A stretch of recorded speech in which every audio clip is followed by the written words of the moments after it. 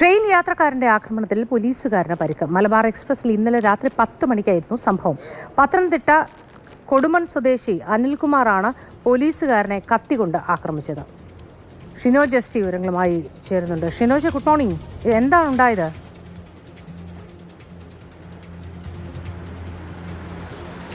മൊത്തം ഇന്നലെ രാത്രി 10 മണിക്ക് ശേഷമാണ് ഈ സംഭവങ്ങളൊക്കെ തന്നെ നടക്കുന്നത്. മലബാർ എക്സ്പ്രസിൽ യാത്ര ചെയ്ത് വരികയായിരുന്നു ഇത്തരത്തിൽ ഈ പത്തനംതിട്ട കൊടുമൺ സ്വദേശിയായിട്ടുള്ള അനിൽകുമാർ.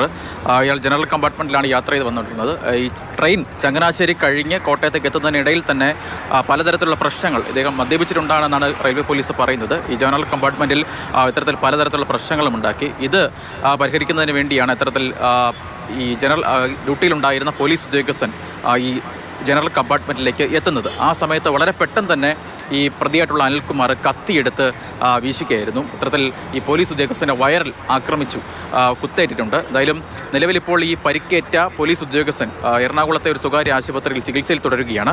മാത്രമല്ല, ഈ ആക്രമണത്തിന് ശേഷം ഈ പ്രതിയായിട്ടുള്ള അനിൽകുമാർ ഈ ട്രെയിനിൽ നിന്ന് കടന്നു കളയുന്നതിന് വേണ്ടി ശ്രമം നടത്തി. പക്ഷേ ഇന്നലെ രാത്രി തന്നെ റെയിൽവേ പോലീസ് ഈ അനിൽകുമാറിനെ നിലവിലിപ്പോൾ പിടികൂടിയിരിക്കുകയാണ്. നിലവിലിപ്പോൾ കോട്ടയം റെയിൽവേ പോലീസിൻ്റെ കസ്റ്റഡിയിലാണ് ഈ പ്രതിയായിട്ടുള്ള അനിൽകുമാർ ഉള്ളത്. എന്താണ് ഇത്തരത്തിൽ കത്തി ഉപയോഗിച്ച് ആക്രമണത്തിലേക്ക് നയിച്ചത് തുടങ്ങിയ കാര്യങ്ങളൊക്കെ തന്നെ ഇനി അല്പസമയത്തുള്ളിൽ തന്നെ വ്യക്തത വരും.